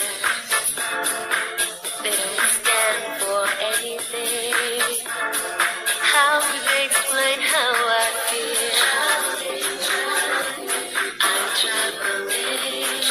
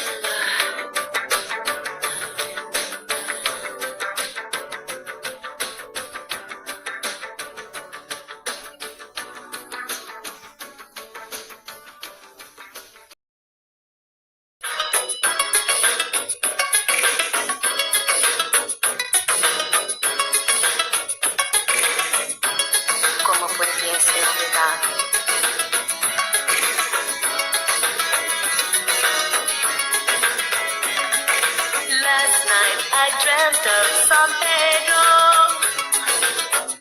Just like I'd never gone, I knew the song. The young girl with eyes like the desert. It all seems like yesterday, not far away. Tropical, the island breeze, all of nature wild and free. This is where I love to be, La Isla Bonita. And when the song was played, the sun was set so high.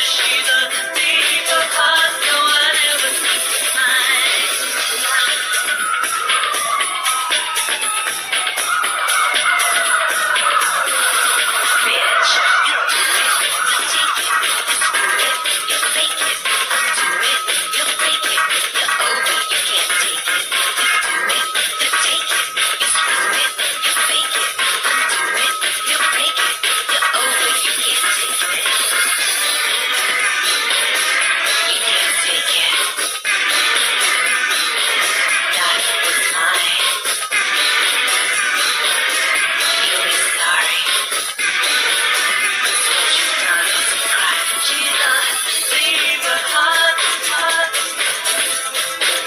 Leave her heart. She's done it time. She's not. Leave her heart, heart. Leave her heart. No one ever takes mine. She's not. Leave. Leave.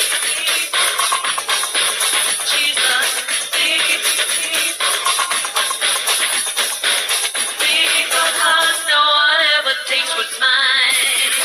You're a thief of heart, and now you have to pay. How many lives does it take? You're a thief of heart, and now you have to pay. Which leg do you want in your brain? Stop, bitch. Now sit your ass down.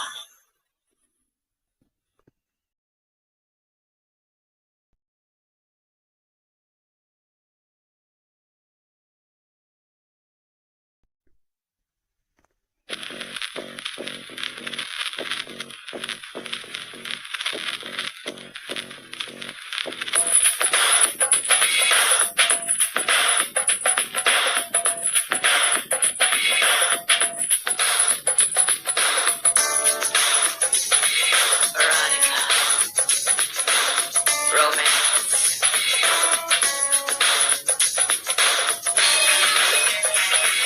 Erotica. Romance. When you stay tough, I'll be your mistress tonight. I'd like to put you in a trance. If I take you from behind, push myself into your mind when you least expect it. You try to reject it. If I'm in charge, and I treat you like a child, will you let yourself go wild? Let my mouth go where it wants to. Give it up, do as I say. Give it up and let me have my way. I'll give you love, I'll hit you like a drop. I'll give you love, I'll teach you how to. I'd like to put you in the dream.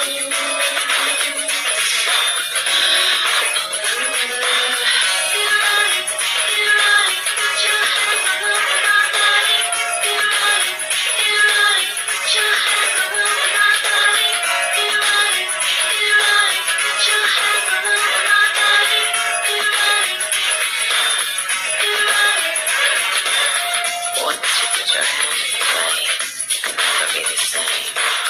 There's a certain satisfaction in the little bit of pain. I can see you understand me. Tell me you're insane. If you're afraid to rise above, I only hate the ones I love. Give it up, do as I say. Give it up and let me have my way. I'll give you love, I'll hit you like a drop. I'll give you love, I'll teach you how to. I'd like to put you in a dream.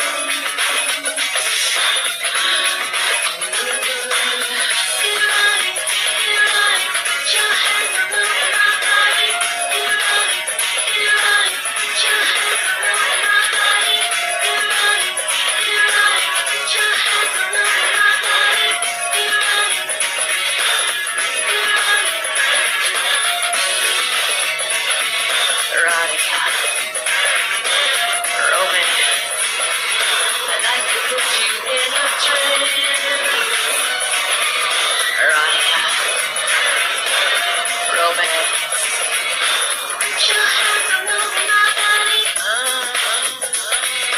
I don't think you know what pain is.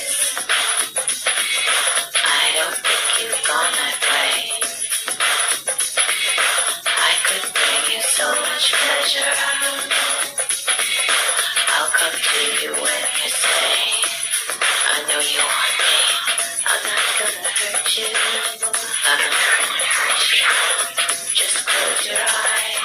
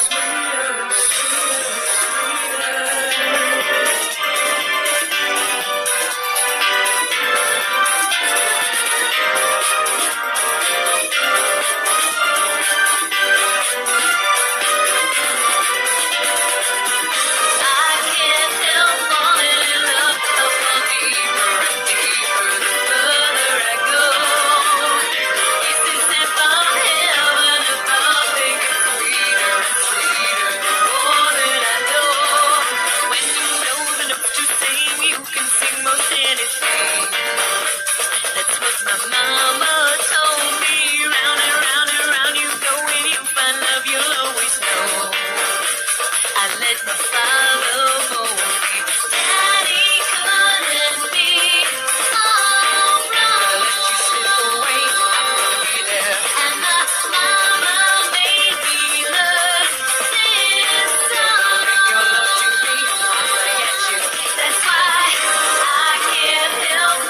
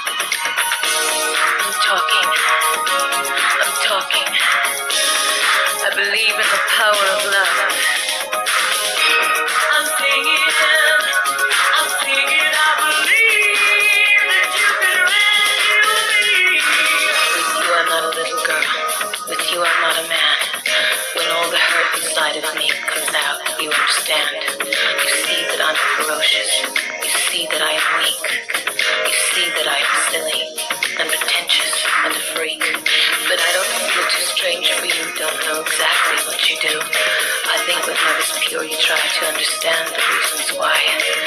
And I prefer this mystery. It cancels out my misery and gives me hope that there could be a person that loves me. Rescue me. Your love has given me hope. Rescue me. I'm drowning. Baby, go on your own. You are not a fascist. Can't play you like a toy. And when I need to dominate, you're not my little boy. You see that I am hungry for a life of understanding, and you forgive my angry little heart when she's demanding. You bring me to my knees while I'm scratching out the eyes of a world I want to conquer and deliver and despise. And right while I am kneeling there, I suddenly begin to care and understand that there could be a person that loves me. Rescue me. Your love has given me hope. Rescue me. I'm drowning. Baby, go on your own. It's understanding. It's hard to believe. Life can be so demanding. I'm still getting out, and there's nowhere. Something's gonna tell me, baby, I'll do the rest.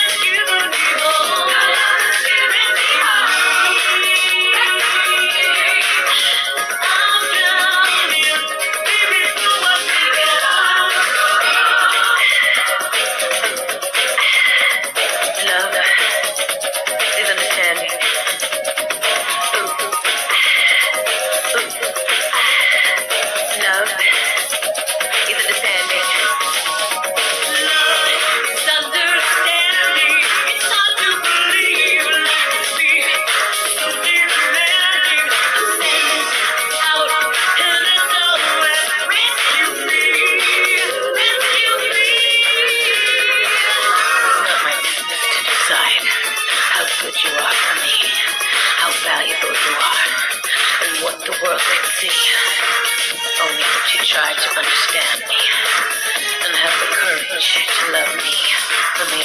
I believe.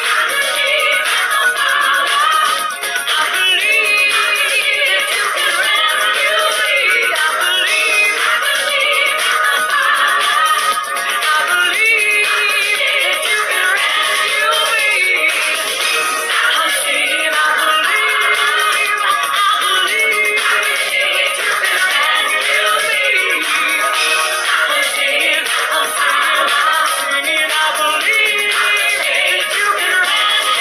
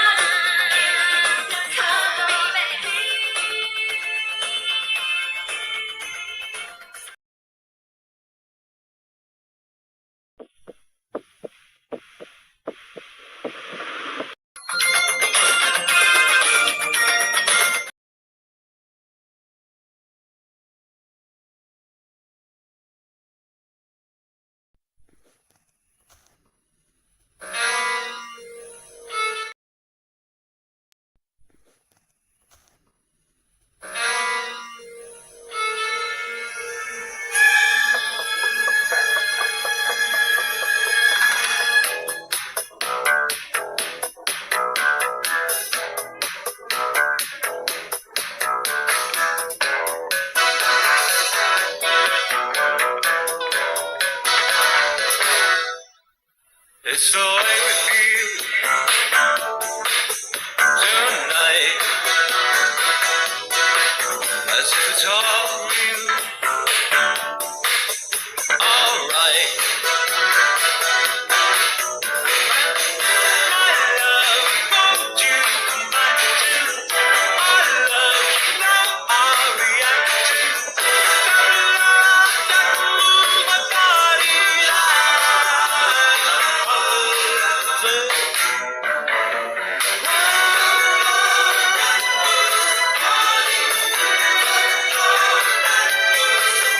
there's nowhere to go tonight. Let this warm circle and lonely lights. How red-stained eyes of blue dot, my pain fade out into blood. That love that moves my body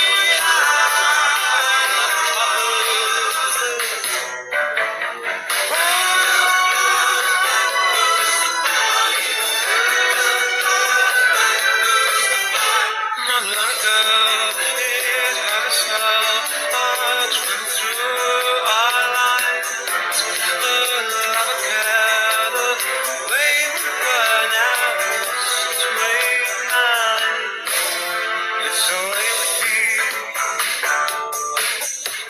tonight.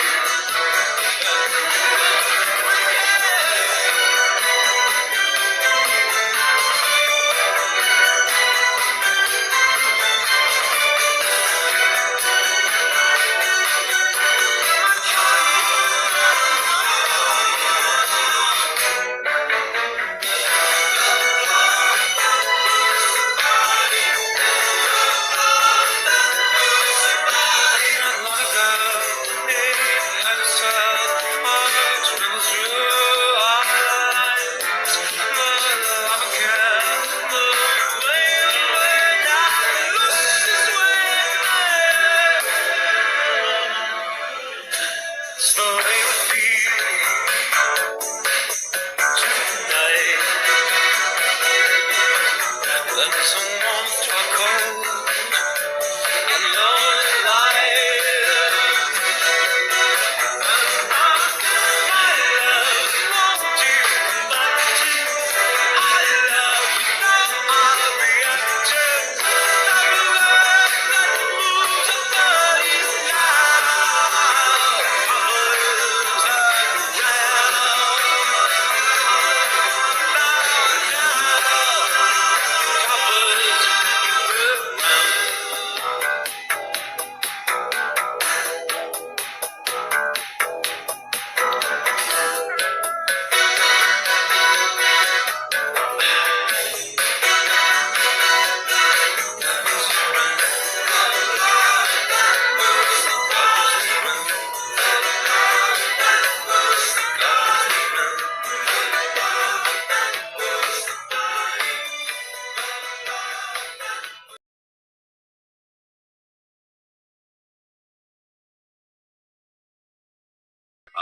So what we do is subconsciously bring that in.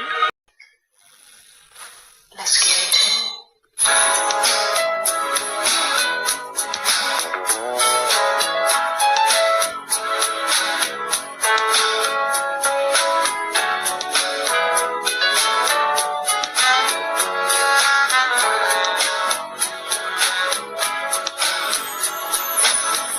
There must be an angel by my side.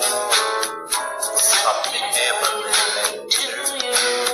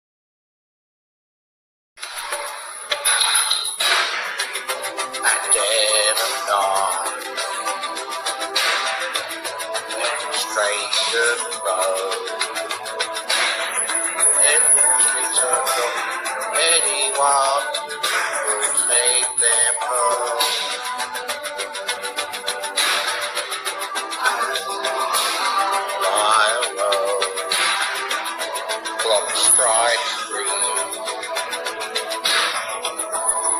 Anyone wanted to contact me?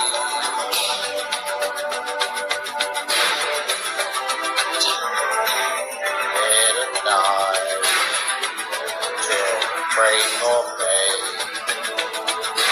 Endless thoughts and questions keep me awake. It's much too late, where to be? Do you see? You moments and word. Like you try to keep in touch with them. Try to see the point. I'm good for you, I see for jealousy. I'm so small.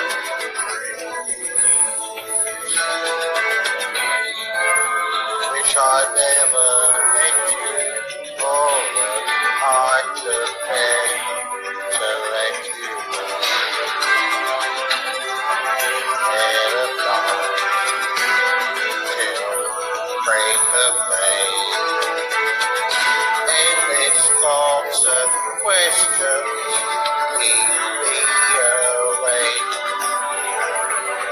Laugh to let me see you close and did I try? I've seen a point. Good for him, see for jealousy. See, protect you. Did I try? Keep something going, you couldn't. What's the point in doing? Good for him, see for jealousy, red beans.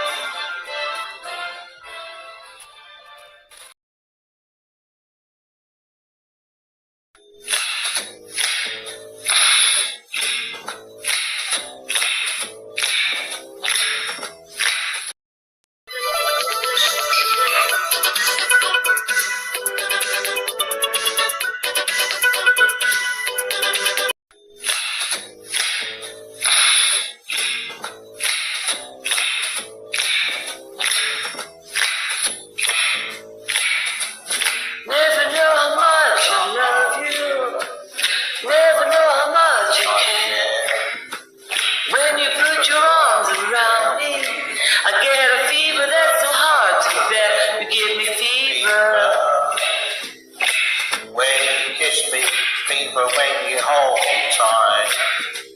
Fever in the morning, fever all through the night. Sunlight up the daytime, moonlights up the night. I light up when you call my name, and you know I'm gonna treat you right. You give me fever. When you kiss me, fever when you hold me tight. Fever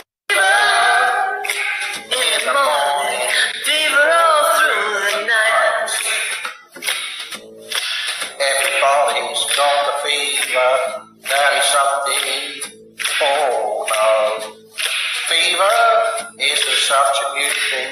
Fever started a long ago.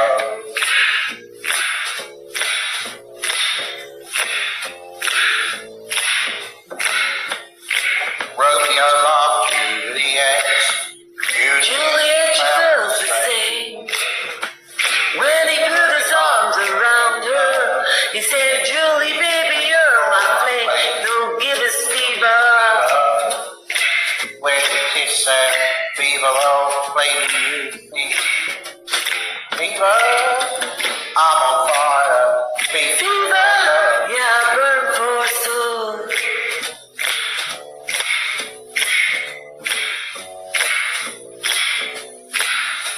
Captain Smith and Pocahontas had a very mad affair. When her daddy tried to kill him, she said, Daddy, oh, don't you dare, he gives me fever. With his kisses, fever when he holds me tight. Fever! I'm his missus. Daddy won't treat him right. Now you listen to my story. Here's the point that I have made. Chicks were born to give you fever. Be it Fahrenheit or centigrade, they give you fever. When we kiss them, fever if you live, you learn. Fever! Sizzle. Oh, what a lovely way to burn. What a lovely way to burn. What a lovely way. What a lovely way to burn. What a lovely way to burn.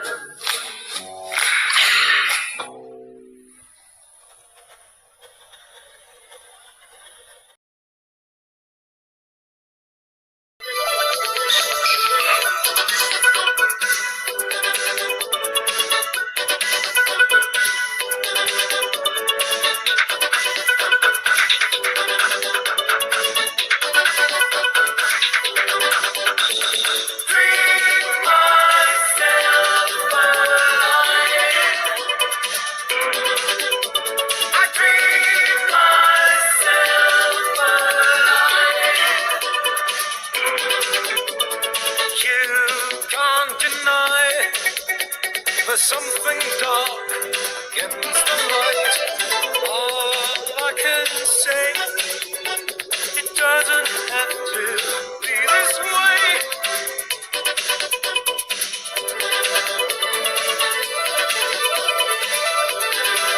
We'll be chasing our tails madly, see days pass like wildfire.